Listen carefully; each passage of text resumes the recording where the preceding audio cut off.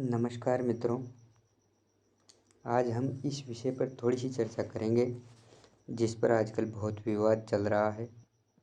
जैसा कि आप सबको पता है, आजकल इस चौपाई का लोग अपने अपने ढंग से अर्थ निकाल रहे हैं। चौपाई क्या है, ढंग से देखिएगा। ढोल गवार शूद्र पशु नारी, शकल ताड़ना के अधिकारी। ये चौपाई जो है, इसका लोग अपने अपने ढंग से अर्थ निकाल रहे हैं और विवाद फैला रहे हैं।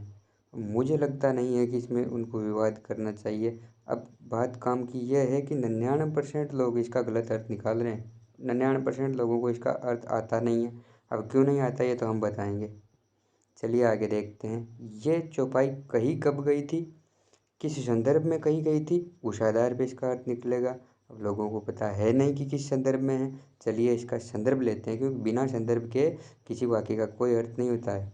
जैसे एक वाक्य है कि रोको मत जाने दो। अब ये हिंदी है साहब, यहाँ अगर कोमा में यहाँ लगा देता हूँ तो रोको मत जाने दो हो जाता है। अगर इसी कोमा को मैं रोको मत और जाने दो कर देता हूँ तो इसका अलग अर्थ हो जाता है। तो ये हिंदी है, ये भाषा है, इसको समझना पड़ता है, फिर अर्थ निकालना पड़ता है। देखिए ये बात कहाँ की थी।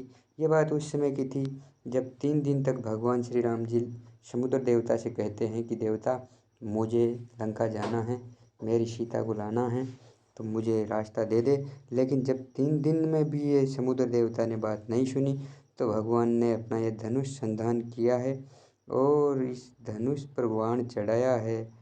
और जैसे ही धनुष पे बाण चढ़ाया है तो ये त्राही करते हुए बाहर निकल करके आया और ये कहता है कि ढोल गवार। ये डायरेक्ट ये भी नहीं कहता, पहले इसकी चौपाई है कि प्रभु भल कीन मोहि सिख दीनी मर्यादा, पुनि तुमरी कीनी की है प्रभु, आपने अच्छा किया जो मुझे शिक्षा दी। और ये मर्यादा तो आपने ही स्थापित की है। क्या मर्यादा?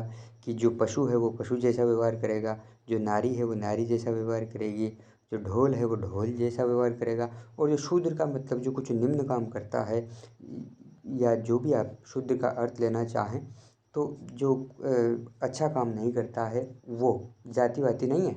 शूद्र का मतलब अच्छा काम नहीं करने वाले को शूद्र कहते हैं।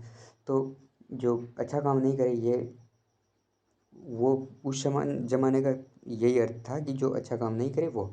अब आज आप कुछ भी लो, तो इन सब लोगों को शिक्षा का अधिकार है, इनको शिक्षा दी जानी चाहिए। जैसे आपने मुझे शिक्षा दी वैसी शिक्षा इनको भी दी जानी चाहिए। फिर अच्छा प्रभु, अगर अगर हमारी रामचरितमानस इन लोगों का अपमान कर रही होती तो एक दृश्य मैं आपको दिखा देता हूँ। ये कौन है? ये माता शबरी है और ये अपने बेर लेके आई है, भगवान खा रहे हैं बड़े प्रेम से, और वो भी झूठे बेर खा रहे हैं। तो ऐसे भगवान जो माता शबरी के झूठे बेर खाते हैं, वो कैसे अपने भक्तों का अनादर कर सकते हैं? ये तो भगवान के लिए तो सबका समान भाव था। आप लोग और हम लोगों को व्याकरण का ज्ञान नहीं है, वैदिक और लौकिक संस्कृत के शब्दों का ज्ञान नहीं है, इसलिए ही हम लोग गलत अर्थ निकाल लेते हैं। तो मेरी आपसे यही रिक्वेस्ट है कि आप कोई भी जानकारी के अभाव में गलत अर्थ नहीं निकाले। एक और मैं आपको गणित का उदाहरण दे देता हूँ। जैसे कि ये है 4x और ये 3x और ये 4x है।